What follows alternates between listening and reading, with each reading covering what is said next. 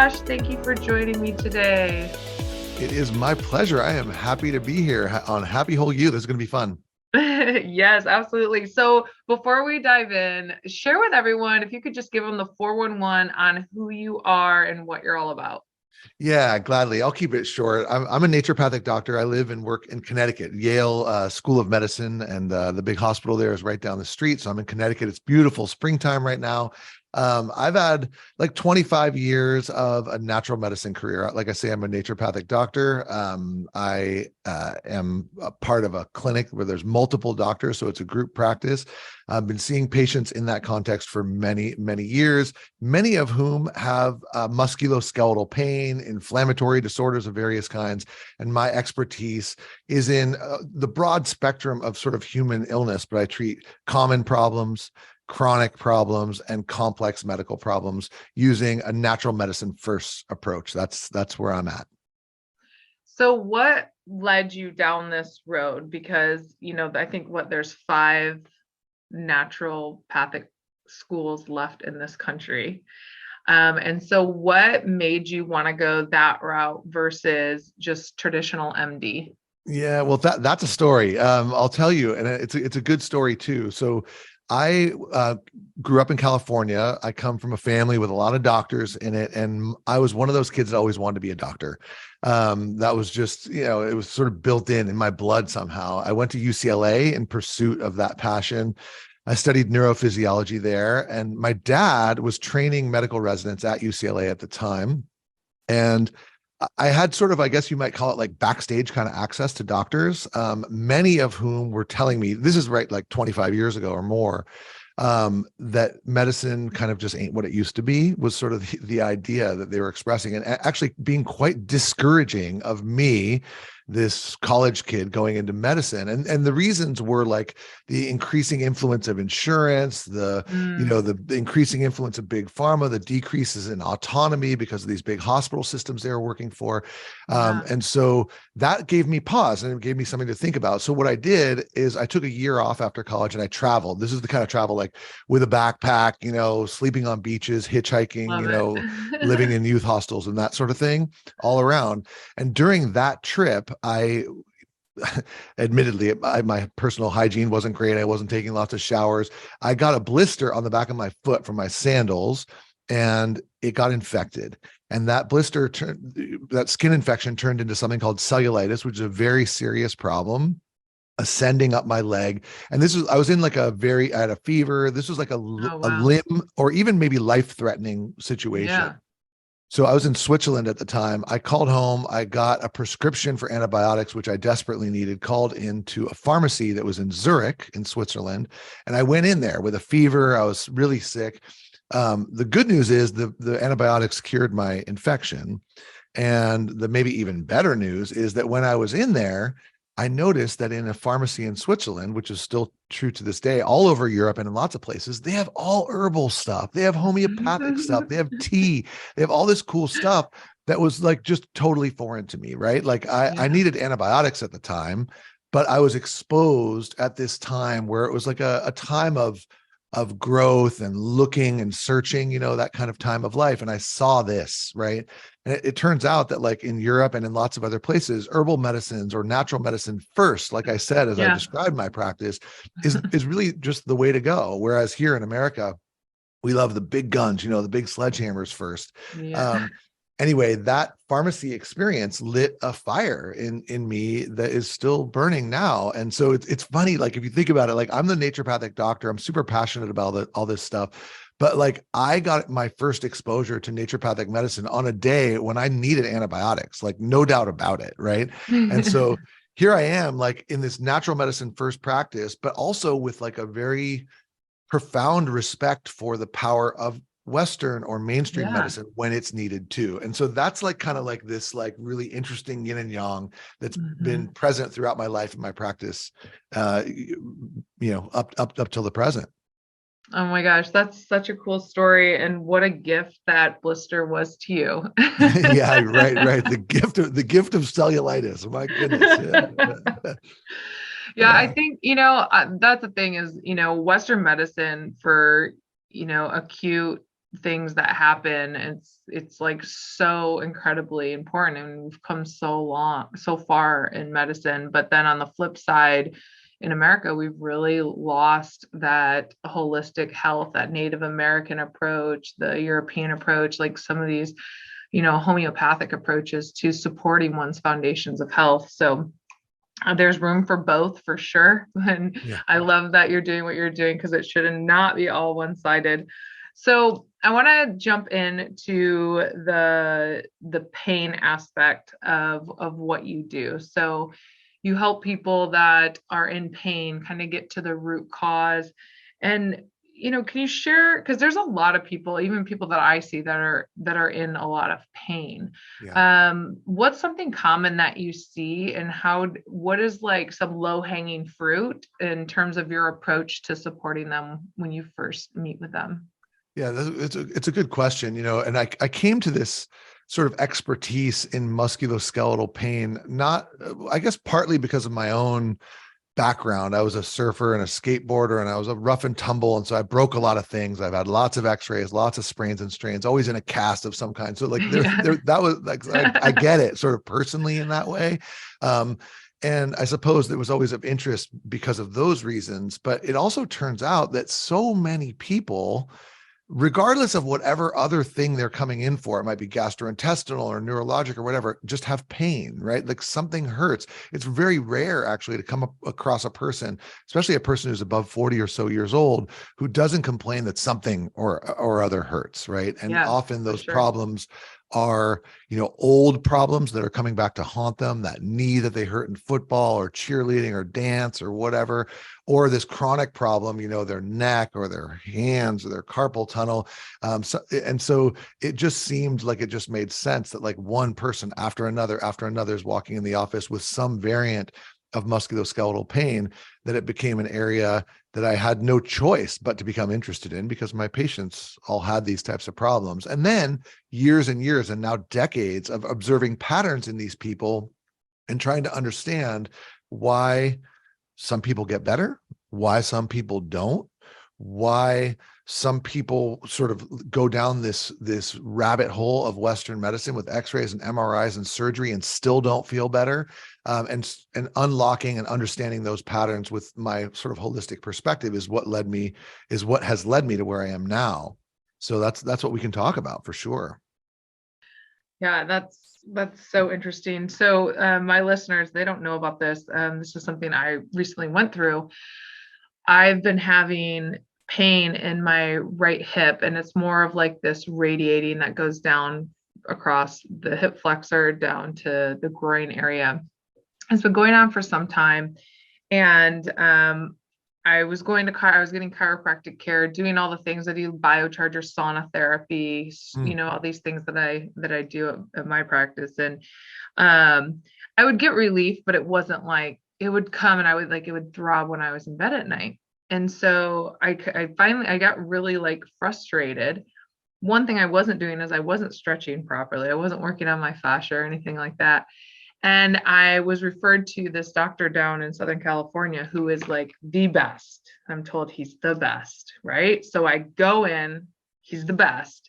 And so in my mind, I'm like, okay, whatever he says, and he literally at 40 years old tells me I need a hip replacement. Whoa. And I'm like, holy cow. And he shows me on the x-ray and he shows me all these things. And I had an MRI, and I had a labral tear and some other things going on. So anyways, I go to, I'm like, okay, I got to get this. In my head, I'm like, okay, I'm doing this. I have to get this done. Knowing like in my brain, I know better than this, but I Mhm. like totally went with the white coat and I'm going with it. Yeah. And then a couple weeks before, I was like, I'm not going to do this. I'm going to just get a couple other opinions. I go to two other doctors. One is a naturopathic doctor, and then my other doctor is he's anytime I have a foot issue or a knee problem from my running, he helps me with that. So he's an orthopedic surgeon. So I go to both of them, and both of them say to me, Anna Marie, this looks like it's coming from your back. And I'm like, interesting. Both of them say that. So then I proceed to get PRP in my lower back. I get PRP in my hip. And then it's starting to, like, over some time, start to get a little bit better. But also at the same time, I stopped running and doing things like that and started stretching a lot more. So who knows, like, what's working here, but Yeah. it doesn't matter. I'm feeling better. And then what was interesting is I started doing this one stretch for hip impingement, and then I started doing this other rollout thing for a nerve impingement. If I had either one, I'm like, I don't know, I'm going to try everything. And the moment I started doing those two things, completely went away. Wow.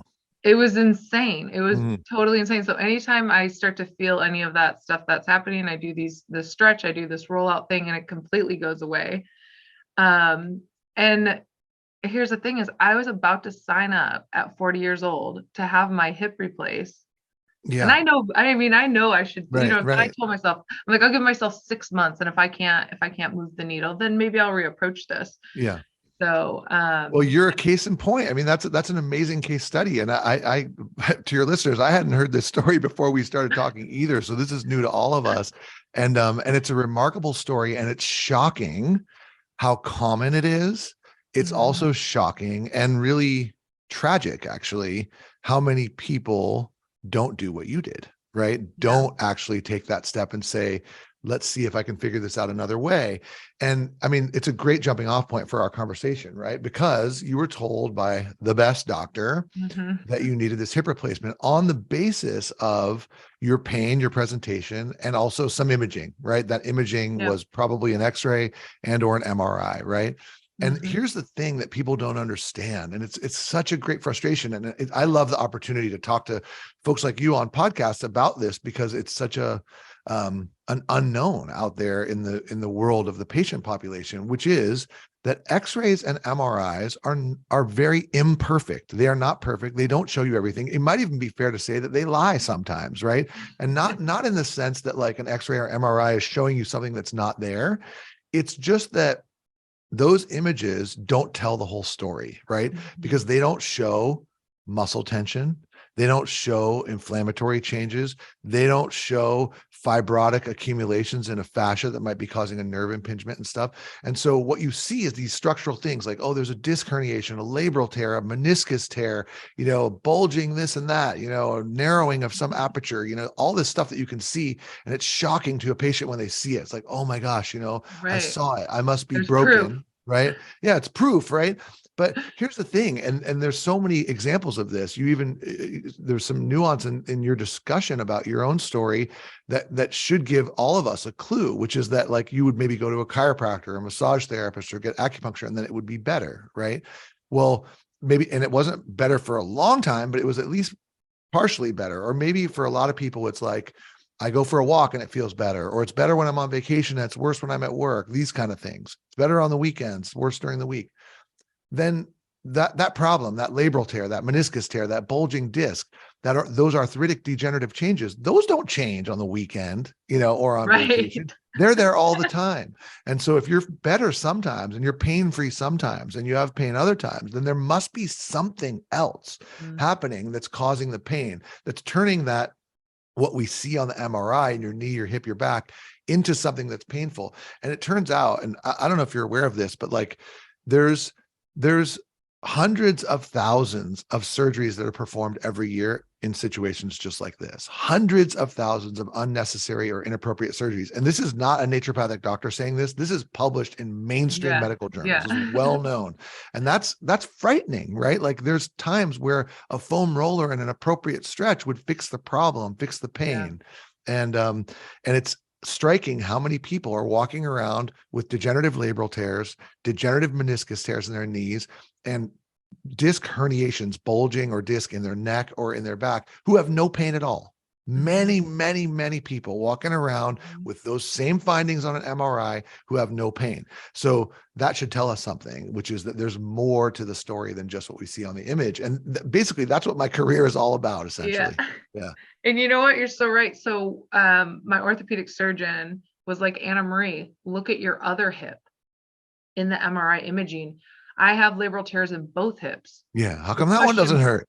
Yeah. right. So the question became, why do I only feel it in this hip and I don't feel it in the other hip? Yeah, And so that was a really good question and discovery as well. But I also want to throw in that what's interesting is my mom, she had her right hip replaced and had pain in her right hip. So in my mind, also, I think we do this. It's like, oh, well, that happened with, my parents or my grandparents or whatever. So we justify moving forward with things versus going into discovery mode of, what can I try? And I think too, I'm really fortunate that I have the capacity here at what I all do with my center. So I have access to a lot of different alternative therapies. And then I also have the finances to go and get PRP because this isn't covered by insurance. sure. And Right. and I do have different opportunities. And so it is also frustrating to some people that's just like, oh well, if my insurance doesn't cover it, then I'm not gonna like, and my insurance doesn't cover it. So then they Yeah. act like my insurance doesn't cover it, so then I shouldn't do this. And I think that's that training that we get from our the insurance companies and pharmaceutical Yeah, industry. yeah, yeah. That's what those doctors were talking to me about so many years ago. And that's a problem, sadly, that we're not going to fix here today. There's Yeah. some fundamental problems in healthcare administration here. That's something that could be useful, productive, curative is not covered, even though it's safer, cheaper, et cetera. Yeah. I understand there's, yeah, anyway, like I say, that's a problem we're not going to fix today, Yeah. but an important one nonetheless. Yeah, it's tragic that something so invasive is just the covered thing, and a lot of people wind up doing it just Yeah. because of that. Yeah, Yeah. I mean, if I would have got my hip replaced, it would have been max $1,200 out of pocket. right. That would have been my cost. And I've done a couple PRPs. They're about $500-600 a pop. And then some other things that I've spent way over that, and insurance doesn't cover any of it. But Yeah, I'm okay with that. I'd rather do that than get a hip replacement. And then stretching and foam rolling is like nothing. It doesn't cost you anything. The foam yeah, rolling, pretty much free. Yeah. yeah, like so it's interesting. Okay, so what are some tips, like people that are feeling like that are in pain and having these challenges? What are some things that naturally you recommend that maybe they explore before, jumping into some crazy cutting under the knife things Yeah, yeah, right. We need to get or practical pain here. meds? Oh gosh. Yeah, for sure. And the usual mainstream approach, someone in pain is going to be non-steroidal anti-inflammatories, then steroids, which are steroidal anti-inflammatories, either by mouth or by injection, and then on up to surgical interventions, arthroscopic or full-blown total joint replacements. And so, yeah, that's the usual mainstream march. And I would propose an alternative, or maybe it's even like lower rungs on that ladder that Mhm. come from this like construct, which is to help a person understand, like, why does it hurt in the first place, right? So you have hip pain. Yes, there's some structural issues that have been identified by x-ray and MRI. I think we can all agree based on our conversation now that those aren't the whole story. They might be part of the story, right? And so structural issues are one thing, right? Like, and you can go after those structural issues. PRP is one way to do that. Surgery is another way to do that. But I would de-emphasize the importance of those structural things on the basis that we just described. A lot of people have structural problems and don't have any pain, like your other hip, right? So yes, let's acknowledge those structural things and address them with biomechanical tools, chiropractic, PRP if necessary, even up to surgery. But then let's talk about those other things that are the drivers of pain that are maybe not so visible on MRIs. And I would propose that there's three main ones and maybe even a fourth that we can add in there. Number one is inflammation. Not readily seen on imaging tests, a huge problem because of indiscretions in diet and lifestyle. So addressing excessive inflammation using dietary modifications, lifestyle modifications, and like judicious use of supplements. And I can talk specifically. I love BCM 95 curcumin, a specialized proprietary curcumin extract. It's a powerful anti-inflammatory agent. I love Yeah. boswellia for that, which is frankincense. People know of it as. Mhm. Those are two of my top favorites, and I could go on and on. But inflammation, that's number one. Number two, and part of your story is wrapped up here, is muscular tension, imbalances in muscular strength or flexibility. So we need to put forth a protocol, first an assessment that assesses the strength, and the flexibility, the biomechanics of the muscles, the soft tissue in the area. Strengthen what needs to be strengthened, stretch what needs to be stretched. And a lot of times that will resolve the pain, even in the setting of a labrum, meniscus, or disc herniation, Yeah. right? So that's muscular tension imbalances. That's number two. Number three, you also alluded to with the fascia conversation, is I call it fibrosis, which is scar tissue formation. It can be microscopic or on a larger scale, macroscopic, especially if a person's had an older injury that's kind of like coming back to haunt them, so to speak. And yeah, those sorts of things, the combination of inflammation, muscular tension, and fibrosis underlie a lot of people's musculoskeletal pain, and those need to be addressed. To address the muscle tension, you stretch them, you strengthen them. Magnesium is something I use a lot to help alleviate the tension in overly tight or spastic Oh, muscles. magnesium is so good. And I think I read something upwards of 80% of adults in America are deficient in magnesium. So it's Yeah, it's absolutely at least suboptimal. I mean, it's a mineral that's present in the soil, and our soil is depleted, and most people don't eat the Mhm. right foods that contain rich sources of Yeah. magnesium and other minerals. So yeah, absolutely. And when you're magnesium deficient, your muscles are more likely to be tight. And if Yep. there's a labrum tear in your hip, those muscles, the glutes, the groin muscles, all those muscles being tighter are going to allow the pain of that labral tear to manifest itself, right? Which is kind of what happened to you. Mhm. And so, yeah, so there you have it. Muscle tension, inflammation, and fibrosis are key features that often occur in or around an affected joint that's painful. And when you resolve them, the pain goes away, even if that structural problem persists. And I mentioned one other thing, and I know you have kind of a lot of background in this area, which is, and you alluded to this too, your story is so compelling, is like the stories that we tell ourselves about the pain that we have, right? Pain, like it triggers fear. You know, am I not going to be able to run? Is the same thing going to happen to me that happened to my mother or my grandmother? Yeah. Am I not going to be able to work or make money? Am I not going to be able to do the things, perform at the level I perform at?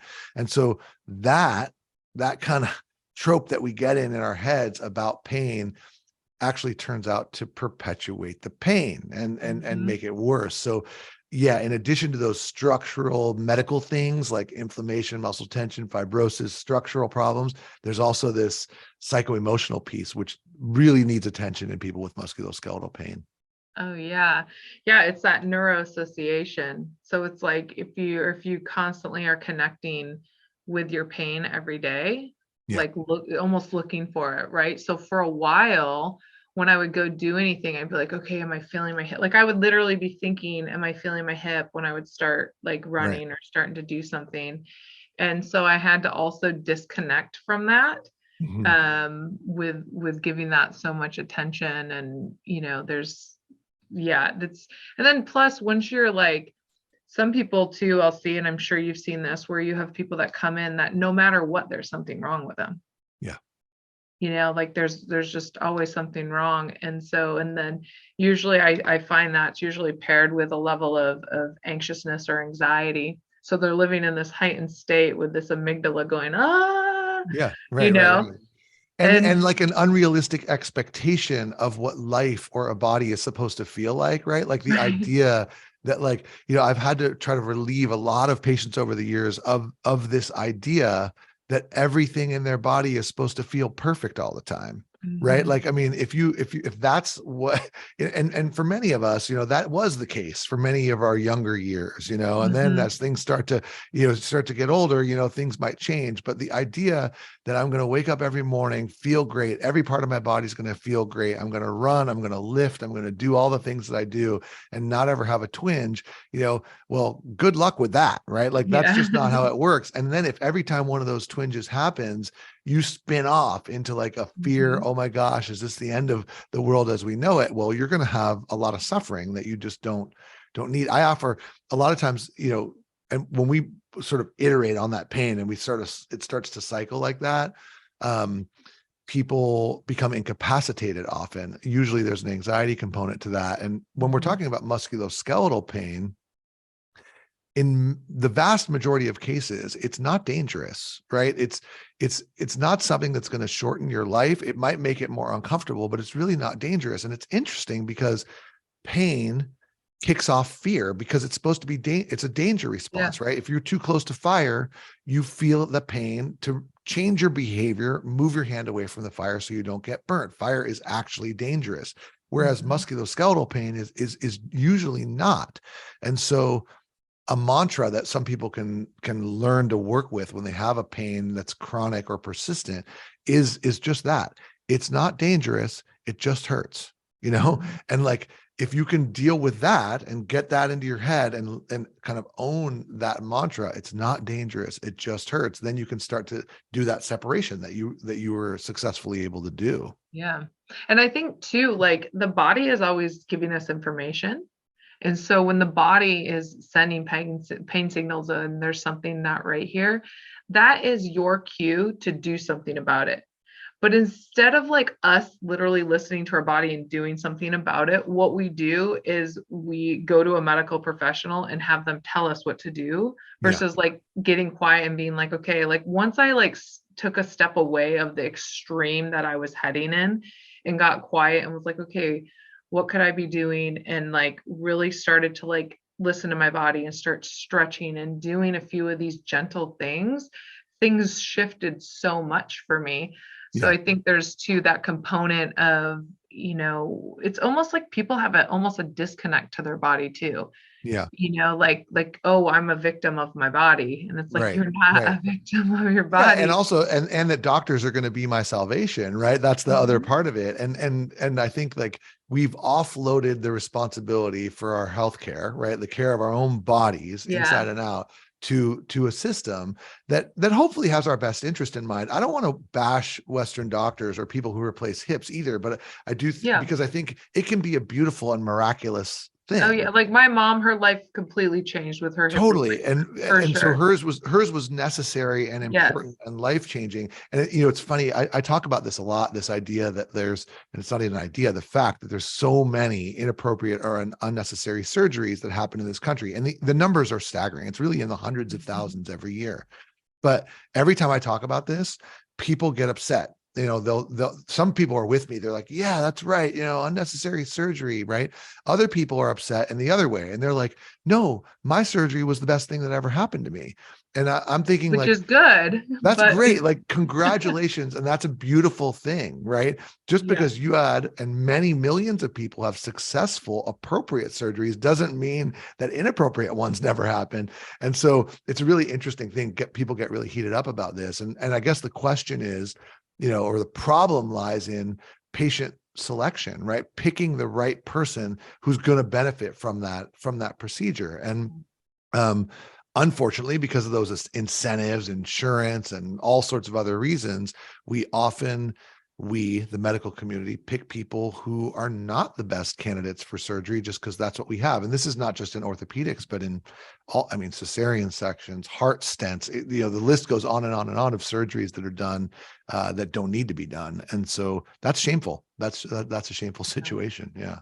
Yeah. It's like, well, if you're gonna go to a surgeon, you're probably gonna get a surgery, right? Yeah, of course. And there you bring up like such another good point. Like it's like when all you have is a hammer, everything looks like a nail, right? Yeah. And there, but that's another problem, isn't it? Like we have the idea, and you express this at the front of the show, like the doctor that you went to go see who replaces hips is like the best, right? So like Yeah. that person knows everything about hips and they're the hip master, right?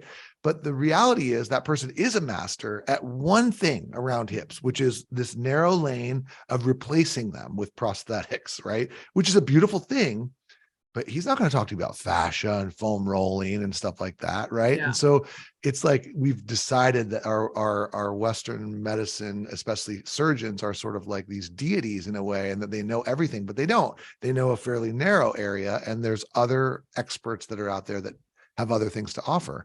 So yeah, good for you. And not to say that it's never going to happen, but right Right. now you're smooth sailing. So that's awesome. It's a great story. Yeah. Just postpone and just see what uncovers as time goes on. Yeah. Um, so what are some things that you do? Because I'm guessing you're not 25 anymore and you've been skating, and surfing and all the things that Yeah. you've done. You said you broke many, many bones and things like Yeah. that. So what do you do to keep yourself pain-free or at least to minimize the discomfort in your body every day. Yeah, so I do practice what I preach, and I think that hopefully comes across in this. And I'm grateful to report that I feel pretty good most of the time. You know, if I push it in one way or another, which I'm prone to do, I'll pay for that. But the baseline is is those lowest rungs of the ladder, right? Which is my diet and my lifestyle. So in my diet, I'll just briefly address that here, and this shouldn't come as any surprise, is minimally processed foods, right? So like, single ingredient foods that come from either farmers markets or from the perimeter of the grocery store. A very diverse set of foods that are in a minimally processed form is the way that we eat, loaded with spices. Most of the food that we eat in our family, and it's a family of 5, is cooked here or prepared by ourselves, right? So it's a minimally processed diet that's rich in all of the good omega-3 fatty acids, which promote an anti-inflammatory sort of physiology. And so that's the foundation, I think. And then on top of that is the lifestyle, which includes a lot of different components, but it involves daily exercise. And for me, I'm a hiker. So I hike every day. I have a dog. She loves to hike. So we are off leash hiking for at least 3 miles a day, every single day. I live in Connecticut, like I told you, no matter what the weather, we're out there. And so I hike probably 350 days a year. I rarely ever miss, and it's only because of travel or, so that's another fundamental part of it. And I've got to tell you, like, that becoming part of one's lifestyle, daily movement, 10,000 steps a day, whatever you want to, however you want to classify it, it does wonders. I also sleep a lot. I go to sleep early and on a regular schedule. I minimize my So exposure to important. toxins and manage my stress well, those sorts of things, be out in nature as much as possible. So diet and lifestyle, and those are 2 big things we could talk for hours about, are the foundation of my wellness protocol for my own self. And then for musculoskeletal pain specifically, if or when I'm in a jag where I'm having some kind of problem, might be my back or my neck or my knee or something like that. Thankfully, they don't happen that often. I use a combination like we just talked about that includes curcumin, boswellia, quercetin, bromelain, which is an anti-fibrotic enzyme, and magnesium, which we also talked about, to keep my musculoskeletal system on point. And I'll updose that if I'm having acute problems, and then I'll keep it moderate, for long-term or durational reasons. So that's the basis of my musculoskeletal pain protocol. I love it. It's so simple, right? It shouldn't be It's that so hard. simple, but yet Right. it's so not, right? Yeah. I think we make things way more complex than they need to be. It's like, get outside, move your body, get sunshine, eat foods that are not in a plastic bag that have been sitting on a shelf for, 3 months. And Yeah. And of course, for people who have a significant illness or disease or symptom or injury or trauma or whatever, there's, we level up from there, and there's all sorts of things oh that can be yeah. done of increasing severity. I'm grateful that my body works. I'm pretty confident that a lot of the practices that I've instilled into my life and my diet for the last 25 plus years are the reason for that, Mhm. and I hope to keep it that way for many, many more decades. Yeah, yeah. I know that's the thing, is like just taking personal responsibility and doing the best that you can. And, I call myself an 80/20 gal. Like, 80% of the time I'm eating well, and then maybe we do get a pizza on a Friday night, Mhm. and I don't beat myself up. Like, I always go back to the psychological aspect, of it. If my husband used to say, if you think it's going to make you fat, it's probably going to make you fat. And I was like, he would say that. And I'm like, whatever. And then I actually started to learn a little bit more. Hmm. And really, digestion actually starts when you first start thinking about food. People think Indeed. it's when you put it in your mouth, but it's when you Yeah. start thinking about food. Mhm. So if you're thinking about food, oh, I'm going to eat this and that sounds good. And it's going to be like, a really good experience versus, oh, I shouldn't eat that. Oh, I want that. Oh, it's fat. Oh, this. Oh, Yeah. and then you put food in a hostile environment Yeah. where your body's not going to be able to break it down and do all the things that it needs to do. So it's so right. And I love the 80/20 idea as well. And I'm never a fan of people like martyring themselves, for the cause of natural health, right? Like it just doesn't make sense. In fact, now there's a new term you're probably familiar with. It's been coined called orthorexia, which is sort of an eating disorder for people who are obsessed with healthiness, Yeah. or maybe it's organic or pesticide free or gluten free or whatever the case may be. It can become a neuroses, right? And Yeah. now you have all this anxiety wrapped up around your food, and food is no longer enjoyable. It's just whether or not it's organic or whether or not it's gluten Mhm. free or something. And that's not healthy. If we think of health as this bigger picture thing that includes our body, our mind, our spirit, our consciousness, and our connectivity to other people, those sorts of neuroses are not forwarding that cause. So yeah, we should, life is short. We should enjoy it too. And we want to try to live out to our maximum genetic potential. We want to like feel good along the way. And yeah, that I don't think that requires extremes generally. Yeah. Yeah.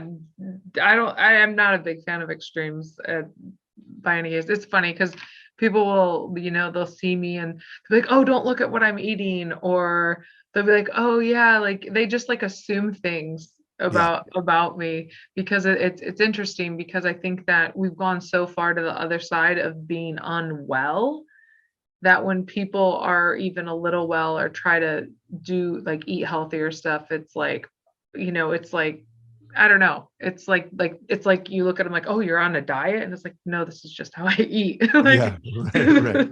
this is just how we should all eat, but it's not anything extreme. I don't believe in doing anything extreme either. So And I think that, whether it's dietary or even just this approach that we're talking about to the way we manage health problems, like it's funny to me that it's described as alternative medicine, right? Like it's like, it was never what's alternative. so This is what alternative it about was. that? Like, right? It doesn't seem like that doesn't seem like quackery or snake oil medicine to me. Like Yeah. we're just talking about eating well, moving your body a Yeah. lot, getting good sleep, using like less toxic things that might work rather than and working your way up the chain. Like, why is that alternative? Like when Yeah. like that's a strange word to describe that. It seems pretty mainstream to me. Yeah. Food and herbs is like the OG of Mm, medicine. yeah. Before we had pharmaceuticals, it was herbs and foods to heal one's body. So Yeah. that's like it shouldn't be called alternative. Western medicine is alternative right now. Like Yeah, indeed. this is the And alternative from where we used to be. totally. And just like I said in the beginning, and my experience in that pharmacy in Switzerland, I think it's weird how in other places there's been obviously there's been advances in medicine, like new drugs, new surgical Yeah. techniques, and they're wonderful things. Like advances in technology happen too. And I use the technology or like think of music like as a metaphor for this, like in in you have vinyl records and then 8-track tapes, then cassette tapes, then CDs, and now like streaming on Spotify. And like there's still value, right, in like the old vinyl records. In fact, they're coming back now. But like in America, what we did as each new technology comes out is like get rid of all the old stuff. Now Yeah. we're on 8-track tapes. Get rid of those. Let's move to cassettes. Get rid of those. Let's move to CDs. And in Europe and in other places, Asia and elsewhere, they just like kept the vinyl records on the shelf. They're still cool. And so that's how it works with medicine too. Like the herbs, the nutritional stuff, like the body work techniques, all that stuff is vintage, right? And it still works. And we should still use that first, as long as it's a safer, cheaper, less toxic alternative, and then work up the line from there. Yeah. What's alternative about that? Oh man, I did a podcast. This was a while back. I should send it to you. And those of you that are listening, if you haven't heard this podcast, you can go back to it. But it was I went through the timeline of how holistic health has been like essentially dismantled in this country.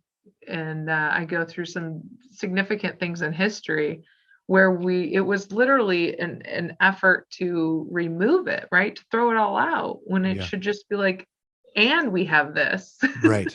And we have these advances. Like, how Right. cool is it to have all of that? Right. And so, but it's really interesting. So I think a lot of more people are starting to wake up and question and just be like, oh, well, what else could I do? What else is out there? Because I do believe too that more and more young people are feeling more pain and being, they're not comfortable at all. And I think the root of it is that inflammation Yeah. response, because inflammation levels, I think, are starting at a quite younger age now, just due to diet and lifestyle and all of that. So, Yep. um, And then also posture and structure, right? There's so many people just kind of leaning over their phone in that head forward position yeah. now. Screen time is just at an all-time high. And so you add like dietary inflammation, environmental exposures, which promote inflammation both in the diet and in the environment, and then all these structural problems, inactivity at all-time highs, weird structural things that our bodies are just not accustomed to, with shoulders forward, head forward like that.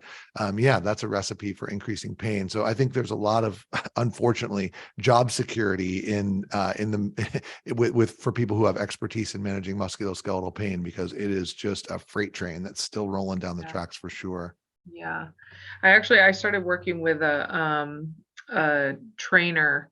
I just go once a week, and he has me do all these stretches and different things so he can help me balance out where I'm tight, where, imbalances in the body. And that's been very, very helpful. And when I first started over 20 years ago, at university, I was a personal trainer. Mhm. So it's fun to go now, like Full have someone circle. train me. But back then it was just like having people just do bench press, having people just do squats, and Mhm. it was a little bit different. Actually, it was over 20 years ago, but I know, right? It's funny because you said the word OG during our interview here, and I was like, I think of myself sometimes that way. Like, getting into natural medicine. I graduated from naturopathic school in 2001, so that was like 23 years ago, and yeah. I'm like, that means I started like 4 or 5 years before that, and it's like Whole Foods was just kind of like getting their footing, Uh-huh. like it was, and so it's weird to think I still have a really strong passion for it. Hopefully that comes across, but I feel like, wow, I've been at this for decades, like, geez. And don't you feel like the longer you're at it, the more you don't know too? Yes, absolutely, You're like, I 100%. know so many more things, but now I'm Yeah, like, wait a minute, but there's so much I yeah, don't yeah, there's know. certain humility that comes with experience. Absolutely, yes, Yeah, 100%, I totally. agree. Well, awesome. Well, do you have anything else that you would like to share? Any last minute tips for our listeners, before we end this episode? Oh gosh, this was a real treat. What I would say, and we didn't talk about this, but like if people are at all interested in what we were talking about here and want to explore these things a little bit further, so I am the medical director and the founder of a company called Up Wellness, where I formulate products based on my clinical experience over these decades. And you can go to upwellness.com and check those out. You can see what they look like in the flesh, right? Products that help musculoskeletal pain, products that contain adaptogens for stress management, digestive health, that whole spectrum of things. So yeah, I appreciate the opportunity to point people in that direction if that's something that they're interested in. Yeah, no, for sure. I think, the reason we have supplementation is to supplement. And so if you can pair that with healthy lifestyle changes and moving your body, getting sunshine, stretching, doing those things. And like you said, when you feel something coming on, that's when you upskill your supplement intake.